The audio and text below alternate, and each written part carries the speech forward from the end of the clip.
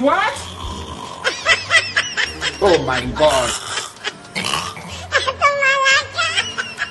Oh my days.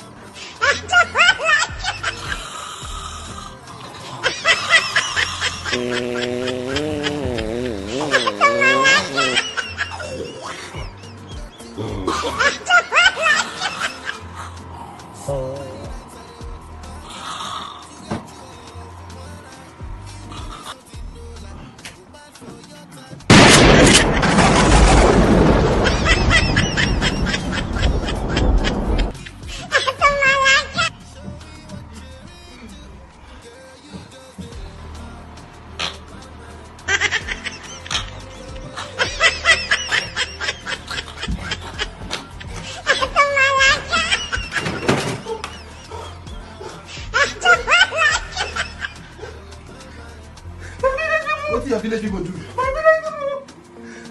What did I do? They pursue me. Is that true?